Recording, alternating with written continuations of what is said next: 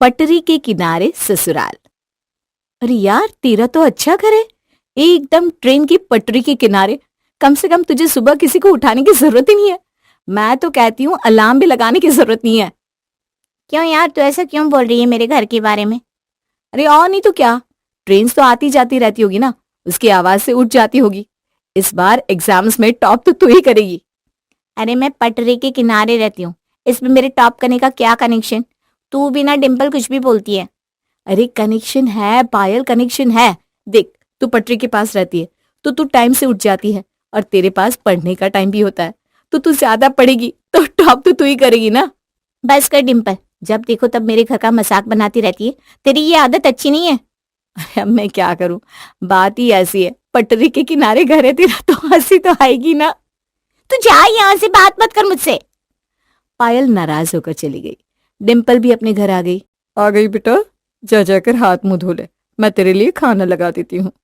हाँ मम्मी, बड़ी जोरों की भूख लगी है। आज ना पायल भी गुस्सा हो गई, नहीं तो फिर मैं कैंटीन में ही कुछ खा लेती। क्या हुआ, अब पायल क्यों गुस्सा हो गई? जरूर तूने फिर उसके घर की हंसी उड़ाई होगी। राम जाने ये लड़की कब सुधरेगी। अब मम्मी आप लेक्चर मत देने लग जाना। अरे थोड़ा हंसी मजाक कर लिया तो क्या हो गया, इसमें तब बुरा मानने वाली क्या बात है। ले चल खाना खा ले चुपचाप। रेणु ने डिम्पल का खाना लगा दिया। डिम्पल खाना खाने लगी। फिर रेणु ने कहा, देख तुझे समझाना मेरे बस का तो है नहीं, मैं तो थक गई हूं तुझे समझा समझा कर। अब तो तेरी शादी कर दूं तो चैन की सांस लूं। मम्मा, इतनी भी क्या जल्दी है शादी की, आराम से करूंगी मैं। नहीं नहीं नहीं, अब और नहीं, अब मैं तेरी एक नहीं सुनूंगी। कल तुझे देखने लड़के वाले आ रहे हैं, अगर सब ठीक ठाक रहा तो चट मंगनी और पट ब्याह कर दूंगी, और मैं 4 धाम की यात्रा पर चली जाऊंगी। अगले दिन डिम्पल के लिए रिश्ता लेकर मोहित और उसके परिवार वाले आए। डिम्पल और मोहित की रजामंदी से बात पक्की हो गई, और कुछ दिन बाद डिम्पल मोहित से शादी करके अपने ससुराल आ गई। डिम्पल की सास अनुराधा ने डिम्पल का अपने घर में स्वागत किया। आओ बहू, तुम्हारे नए घर में तुम्हारा स्वागत है। अपने दाहिने पैर से ये चावल का कलश गिराकर गृह प्रवेश करो बेटा। आज से तुम इस घर की लक्ष्मी हो, लक्ष्मी। जी मम्मी जी। डिम्पल ने चावल से भरे कलश को अपने पैरों से गिराकर गृह प्रवेश किया। फिर अनुराधा ने कहा, डिम्पल बेटा, आज से ये घर तुम्हारा है। तुम अपने प्रेम और स्नेह से इस घर को स्वर्ग बना देना, और किसी का भी दिल कभी मत दुखाना। हाँ हाँ बहू, मोहित हमारा इकलौता बेटा है, इस नाते तुम हमारी इकलौती बहू हुई। हम तुम्हें इतना प्यार देंगे कि तुम्हें मायके की कभी याद नहीं आएगी। मगर तुम्हें भी इस घर में जितने भी लोग हैं उनका आदर सम्मान करना होगा। जी मैं पूरी कोशिश करूंगी, अब बिल्कुल चिंता मत करिए। बेटा, इससे मिलो, ये तुम्हारी ननद और मोहित की बड़ी बहन नीना। हमारे घर से थोड़ी दूर जो रेलवे ट्रैक है ना, बस उसी के किनारे इसका घर है। क्या मतलब, नीना दीदी पटरी के किनारे रहती है? फिर तो इनको बड़ा मजा आता होगा ना। इसमें इतना हंसने वाली क्या बात है? और किस बात का मजा? पटरी के किनारे घर होने का? घर जैसा नॉर्मल घर है, और क्या? मुझे बस ऐसे ही हंसी आ गई। वैसे पटरी के पास घर कितना अच्छा होता होगा ना, हमेशा ट्रेन आती जाती रहती होगी। घर में रहते हुए ऐसी फीलिंग आती होगी जैसे हम ट्रेन में ही रह रहे हैं, और हवा भी कितनी मस्त चलती होगी ना। बस करो डिम्पल, कितना बोले जा रही हो। अरे नीना का घर पटरी के किनारे है तो इसमें कौन सी बड़ी बात है। हमारा भी एक छोटा सा मकान पटरी के किनारे है जो कि बंद पड़ा है। डिम्पल, तुम्हें दीदी से ऐसे बात नहीं करनी चाहिए, वो बड़ी है, उन्हें बुरा लगेगा। सॉरी दीदी, पर वो क्या है ना, ऐसे घर के बारे में सुनकर मैं जरा ज्यादा ही एक्साइटेड हो जाती हूँ। अच्छा अच्छा ठीक है, अब तुम अपने कमरे में जाकर आराम करो। आगे से ध्यान रहे कोई ऐसी बात मत करना जिससे किसी का दिल दुखे। डिम्पल और मोहित अपने कमरे में चले गए। शादी की थकान होने के कारण उन्हें गहरी नींद आ गई। अगले दिन सुबह डिम्पल तैयार होकर किचन में गई। डिम्पल बेटा, आज तुझे ही सबके लिए नाश्ता बनाना है। शादी के दूसरे दिन घर की नई बहू ही सबके लिए अपने हाथों से खाना बनाती है। जी मम्मी जी, क्या बनाना है बता दीजिए।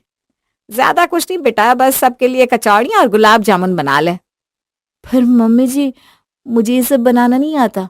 मुझे तो बस पराठे, पोहा, पूड़िया यही बनाना आता है, और मीठे में ना मैं ब्राउनी बना सकती हूँ। कोई बात नहीं डिम्पल, मैं तुम्हारी हेल्प कर दूंगी। हम दोनों मिलकर सबके लिए अच्छा सा नाश्ता बना लेते हैं। अरे दीदी, आपको यहाँ खाना बनाना थोड़ा अजीब नहीं लगेगा? मतलब आपका घर तो पटरी के किनारे है ना। अब खाना बनाने में मेरे घर से क्या लेना देना? दीदी, पटरी के किनारे घर होने से आपको तो हर चीज हिलती हुई देखने की आदत होगी ना। मतलब कि जब ट्रेन आती होगी तो चीजें हल्की से हिल जाती होगी ना। कसम से बड़ा मजा आता होगा आपको तो दीदी। बस करो डिम्पल, जब से नीना का घर पटरी के किनारे है ये बात तुमने सुनी है, तुम्हें पता नहीं कितना मजा आ रहा है। जो चाहे बोली जा रही हो। अभी कल ही आई हो तुम यहाँ, कुछ तो शर्म करो। डिम्पल, तुम फिर शुरू हो गई। ये सब क्या लगा रखा है तुमने? तुम्हें नीना दीदी से माफी मांगनी चाहिए। मैं क्यों मांगू माफी? क्या किया मैंने? अरे दीदी का घर है पटरी के किनारे, तो मैं बस जाने की कोशिश कर रही थी कि पटरी के पास कैसा लगता होगा। दीदी, आपको कैसा लगता है वहां? कमाल की जगह है ना। ये डिम्पल ने तो मेरे नाक में दम ही कर दिया है। हर बात पर एक ही बात, आपका घर पटरी के पास है, आपका घर पटरी के पास है, बड़ा मजा आता होगा। मैं जा रही हूँ अपने घर। नीना गुस्से में अपने घर चली गई और डिम्पल भी वहां से धीरे से खिसक ली। अनुराधा इन सबसे काफी परेशान थी। उसने डिम्पल की मम्मी रेणु को फोन मिलाया। राम राम बहन जी। राम राम समदन जी, सब खैरियत है ना? आपने इतनी सुबह फोन लगाया है। अब क्या बताऊं बहन जी, ये डिम्पल कल ही हमारे घर आई है। ऐसे तो सब ठीक है, पर जब से इससे सुना है कि मेरी बेटी नीना का घर पटरी के किनारे है, ये डिम्पल तो थोड़ी बावली हो गई है। डिम्पल ने कुछ कहा तो नहीं ना नीना बिटिया से? अरे नीना के पीछे ही पड़ गई आपकी बेटी। हर बात पर पटरी के किनारे घर में ये होता होगा, वो होता होगा, ये सब बोल बोल कर ना उसके कान खा गई। आखिर में बेचारी नीना दुखी होकर अपने घर चली गई है। यह डिम्पल ने अच्छा नहीं किया। हाँ समदन जी, पटरी के किनारे घर सुनकर ना उसे बड़ा ही मजा आता है, और वो मजाक मजाक में बहुत कुछ बोल जाती है। मैं तो समझा समझा कर थक चुकी हूँ। अब वो आपके घर की बहू है, आप ही संभालिए।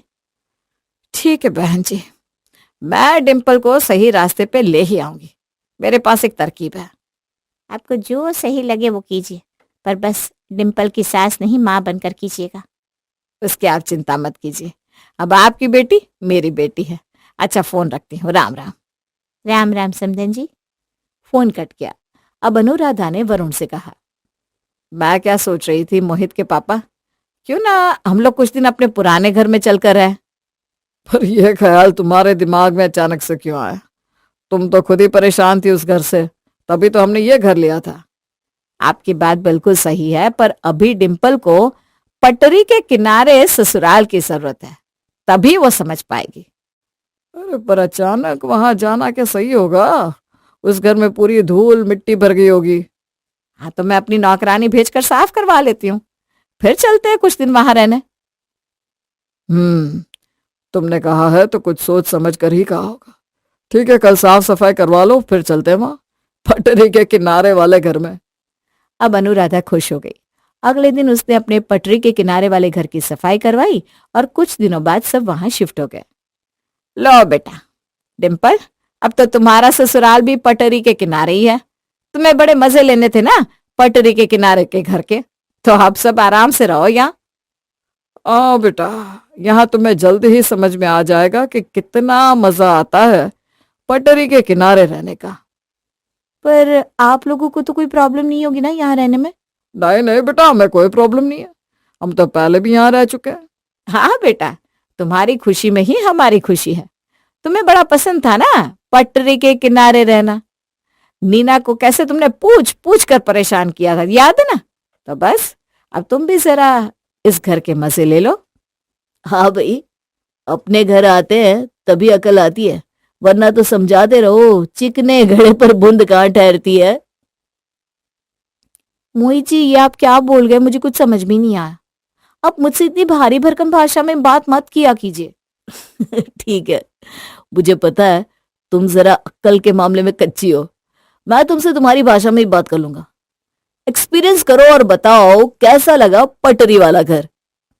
हाँ, तो ऐसे डरा क्यों रहे हो आप लोग? ऐसा भी कुछ नहीं है इस घर में, मैं यहाँ आराम से रह लूंगी, आप देख लीजिएगा। तो अच्छी बात है, मुझे कोई प्रॉब्लम नहीं है, रहो आराम से। चलो चलो, अब बहुत रात हो गई है, जाकर सब अपने कमरे में आराम करो, कल बाकी घर सेट कर लेंगे। जी मम्मी जी। अब डिम्पल और मोहित अपने कमरे में आकर सो गए। अनुराधा और वरुण भी अपने कमरे में सो गए।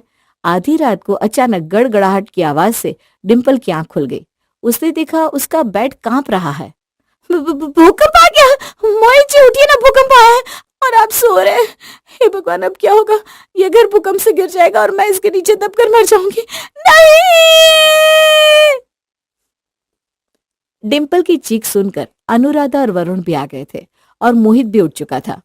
अरे क्या हुआ डिम्पल, तू इतनी जोर से चीखी क्यों? कोई भूत प्रेत देख लिया क्या? नहीं मम्मी जी, आपको महसूस नहीं हुआ क्या? अभी कितने जोर से भूकंप आया, पूरा घर हिल रहा था। मम्मी जी मुझे बचा लीजिए, मैं ऐसे मरना नहीं चाहती। अरे कुछ नहीं हुआ है बहू, शांत हो जाओ, शांत। इतनी रात को जोर जोर से चिल्लाकर क्या आसपास के लोगों को इकट्ठा करने का विचार है? नहीं पापा जी, मैंने देखा घर हिल रहा था, ये घर गिर जाएगा। पापा जी मैं मर जाऊंगी। अरे कुछ नहीं होगा, तुम पटरी के किनारे वाले घर में हो और यहाँ ये आम बात है। कोई एक्सप्रेस ट्रेन के जाने से ऐसा ही लगता है। अभी ये घर तुम्हारे लिए नया है ना, धीरे धीरे आदत हो जाएगी। अब यही तो मजे है यहाँ रहने के, तुम्हें फील करना था ना। अब पूरी जिंदगी आराम से फील करो। चलो अब सो जाओ और बाकी सबको भी सोना दो, बड़ी नींद आ रही है मुझे तो। अनुराधा और वरुण अपने कमरे में चले गए। मोहित भी सो गया। डिम्पल जैसे ही आंखें बंद करती वैसे ही कोई ट्रेन पटरी पर से गुजर जाती और डिम्पल डर जाती। इसी आंख मिचौली में पूरी रात निकल गई। अगले दिन दोपहर में डिम्पल के फोन पर उसकी सहेली रूही का फोन आया। हेलो डिम्पल, कैसी है? मैं तो ठीक हूँ, तू सुना, तू कैसी है? मैं भी बढ़िया। अरे यार, शादी क्या हुई, तू तो अपने दोस्तों को ही भूल गई। अरे नहीं नहीं, तुम सबको कैसे भूल सकती हूँ। बस नया नया ससुराल है ना, तो अभी निकलना अच्छा नहीं लगता। बाद में मिलती हूँ मैं तुम सबको जल्दी ही। क्या कहा? कुछ समझ भी नहीं आया, तेरी आवाज कट रही है। अरे मैंने कहा बाद में मिलती हूँ किसी दिन तुम सबसे। अरे यार, आवाज ठीक से नहीं आ रही है तेरी, शायद नेटवर्क इश्यू है। तो क्या कोई जंगल में रहती है? तेरे यहाँ नेटवर्क नहीं रहता क्या? मजाक मत उड़ा, ऐसी कोई बात नहीं है, हो जाता है कभी कभी नेटवर्क इश्यू। अच्छा रुक, मैं छत पर जाती हूँ। क्यों मैडम, तू जब सबका मजाक बनाती थी तब कुछ नहीं, और मैंने जरा सा क्या कह दिया, लाल पीली हो रही है। अब डिम्पल छत पर जाकर बात करने लगी। अब आ रही है आवाज सही से? मैं ऊपर छत पर हूँ। अब बता, बाकी सारे फ्रेंड्स कैसे हैं? पायल कैसी है? बाकी सब तो ठीक है, पर पायल का सुनकर तो खुश हो जाएगी। अच्छा, ऐसा क्या किया पायल ने? पायल की शादी हो गई है और उसके ससुराल वाले बहुत अमीर हैं। अपना डायमंड का बिजनेस है उनका, और घर देखेगी उनका और देखती रह जाएगी, ऐसा आलीशान घर है। अरे वाह, अच्छा है, अब उसे पटरी के किनारे नहीं रहना पड़ेगा। रहना पड़ेगा से क्या मतलब है तेरा? तुझे तो बड़ा मजा आता था ना उसका घर देखकर, जब देखो तब बेचारी का मजाक उड़ाती रहती थी। हाँ यार, ये तो सही बात है। चल एक दिन तेरे घर आते तुझसे मिलने। अभी दोनों सहेलियां बात कर रही थी कि डिम्पल के घर के पास वाली पटरी पर ट्रेन आई। उसकी आवाज से डिम्पल को कुछ सुनाई नहीं दे रहा था। क्या कहा तूने? मुझे सुनाई नहीं दिया, थोड़ा जोर से बोलना, यहाँ बहुत शोर है। मैं कह रही हूँ हम सारे फ्रेंड्स मिलकर एक दिन तेरे घर आते हैं। हाँ हाँ जरूर, चल फोन रखती हूँ, कुछ सुनाई नहीं दे रहा है। एक मिनट एक मिनट, ये ट्रेन की आवाज है, मतलब तेरा ससुराल पटरी के पास है क्या? हाँ मतलब कि हाँ, यहाँ भी हमारा एक घर है, हम आते जाते रहते हैं यहाँ। रहते नहीं है, बस आते जाते कभी कभी। चल झूठी, झूठ बोल रही है ना? भाई वाह, मजा आ गया। जो लड़की पटरी के किनारे घर होने का इतना मजाक उड़ाती थी, आज पटरी के किनारे उसका ससुराल है। ये तो गजब ही हो गया। रुक, मैं आऊंगी तेरे यहाँ और पायल को भी लेकर आऊंगी। चल बाय बाय। आज तो डिम्पल की बेइज्जती हो गई थी। उसे समझ में आ रहा था कि किसी का भी मजाक नहीं उड़ाना चाहिए। वो रूही के सामने कुछ भी नहीं बोल पाई। अभी वो ये सब सोचते सोचते छत से आई थी कि अनुराधा ने आवाज लगाई। डिम्पल, और डिम्पल जरा सुन तो। जी मम्मी जी, कहिए, कोई काम था क्या? कितनी देर से आवाज लगा रही हूँ, कहाँ चली गई थी, सो गई थी क्या? नहीं मम्मी जी, वो मेरी सहेली है ना रूही, उसका फोन आया था, छत पर उससे बात करने गई थी। यहाँ नेटवर्क प्रॉब्लम है ना। अच्छा ठीक है ठीक है, अब जरा पूरे घर की अच्छे से सफाई कर दे। देख कितनी धूल जमी हुई है, और सारी चीजों को अच्छे से पोंछना, यहाँ बड़ी धूल मिट्टी होती है।